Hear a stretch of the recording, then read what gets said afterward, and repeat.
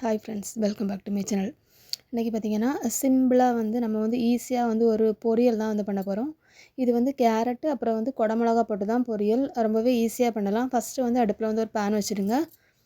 Pan வச்சுட்டு பார்த்திங்கன்னா ஒரு ரெண்டு டீஸ்பூன் அளவுக்கு தேங்காய் எண்ணெய் ஊற்றிடுங்க.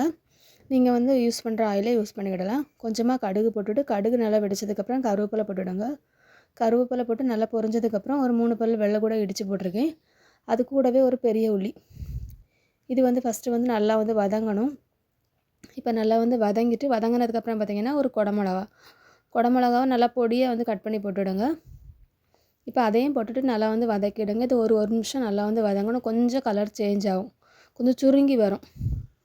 இப்போ கொஞ்சம் வதங்கினதுக்கப்புறம் நல்லா மிக்ஸ் பண்ணிவிடுங்க. மிக்ஸ் பண்ணதுக்கப்புறம் ஒரு 2 கேரட்டை நான் வேக வச்சுருக்கேன். நல்லா பொடியாக கட் பண்ணிவிட்டு அது மூழ்கிற அளவுக்கு மட்டும் தண்ணி ஊற்றிட்டு நல்லா வேக வச்சு எடுத்துடுங்க. அந்த தண்ணி எல்லாமே அப்சர்வ் பண்ணி எடுத்துடும். தண்ணி எதுவுமே இதில் வேஸ்ட்டே ஆகாது. இப்போ இந்த டைம் பார்த்திங்கன்னா உப்பு போட்டுக்கலாம். உப்பு போட்டுட்டு நல்லா மிக்ஸ் பண்ணி விட்டுடுங்க. இப்போ போடுற உப்பே கரெக்டாக தான் இருக்கும். உங்களுக்கு உப்பு வேணும்னா செக் பண்ணி பார்த்துட்டு 2வது கூட ஆட் பண்ணிக்கிடலாம். இப்போ நல்லா மிக்ஸ் பண்ணியாச்சு. இப்போ மசாலா பொடி எல்லாமே ஆட் பண்ணிடலாம். ஃபஸ்ட்டு ஒரு 1/4 டீஸ்பூன் அளவுக்கு ஜீரகப்பொடி, ஒரு 1/2 டீஸ்பூன் அளவுக்கு வத்தல் பொடி, ஒரு 1/4 டீஸ்பூன் அளவுக்கு மஞ்சள் பொடி, ஒரு 1 டீஸ்பூன் அளவுக்கு காஷ்மீரி வத்தல் பொடி. இது வத்தலை நல்லா வறுத்துட்டு நான் பொடி பண்ணி வச்சுருக்கேன் மிக்சியில் போட்டு. நீங்கள் இது இல்லாட்டு காஷ்மீரி வத்தல் பொடி கூட ஆட் பண்ணலாம். அப்படி இல்லைன்னா நார்மல் வத்தல் பொடியே போதும். இப்போ நல்லா மிக்ஸ் பண்ணியாச்சு. இதை மூடி வச்சு ஒரு 2 நிமிஷம் மட்டும் நல்லா அந்த பச்சை வாசனை போகிற அளவுக்கு நல்லா வேக வச்சு எடுத்துடுங்க. இப்போ நல்லா வெந்துட்டு இப்போ நல்லா மிக்ஸ் பண்ணி விட்டுக்கிட்டு இதில் லாஸ்ட்டாக நம்ம தேங்காய் மட்டும் ஆட் பண்ணிக்கலாம். ஒரு 3லேருந்து 4 டேபிள் ஸ்பூன் அளவுக்கு தேங்காய் மட்டும் ஆட் பண்ணிக்கலாம்.